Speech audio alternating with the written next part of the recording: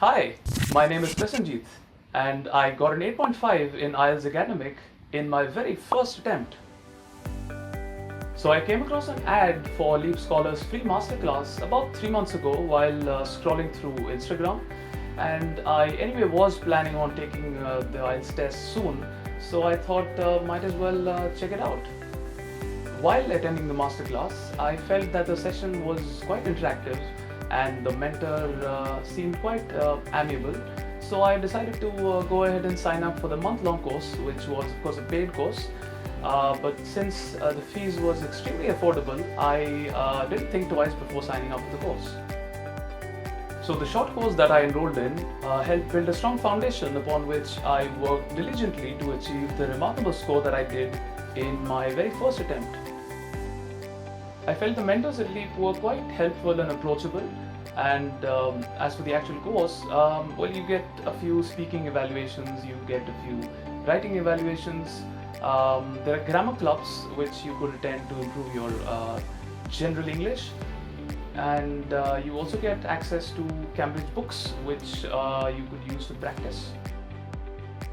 For the speaking section, you can go through as many part 2 topics and questions as you can.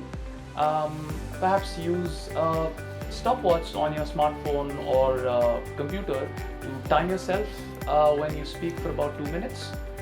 Part 1 is quite easy, and part 3 of course depends on your part 2 questions. Also, even though you do need to use a wide range of words and range of uncommon lexical resource, but try not to fake it, try not to drop big words randomly out of context. Try to stay as natural as possible. So for the reading section, I think being able to complete all 40 questions in 1 hour is kind of a big deal because it is very, very difficult in my opinion. You could try again using a stopwatch and timing yourself when you practice. Hopefully you can get better and better with each passage that you practice. Do make sure to highlight the important things in the passages, generally names and numbers. You could even try going through the questions first, having a glance at a few of the questions and then reading the passages. You might be able to do it a tad bit faster then. Coming to the listening section, which is the easiest of them all you need is 100% attention, and some people find a little bit of difficulty in multiple choice questions, especially if the options are long. If you're doing the paper-based test, you could try jotting down a few points on the question paper itself while the monologue is going on in the audio. You do get a login sheet even in the computer-based test, but I wouldn't recommend you taking your hands off of the keyboard and mouse because you have to be really fast, and yeah, you need 100% attention during the listening section. Coming to the writing section, the most dreaded of them all, this is a module where people generally score their lowest. Try going through the formats and structures of both the writing tasks. Writing task 1 generally has a more stringent structure as compared to task 2. Writing task 2 has a little bit more leeway as compared to task 1.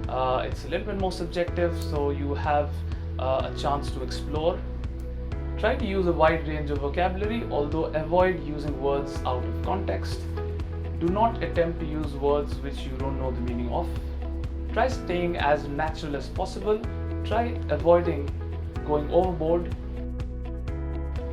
If I told you how much time I prepared for it, might not work for you as everyone is on a different level. Try to understand what level you are on and practice till you get confident enough about taking the test and achieving your desired bands.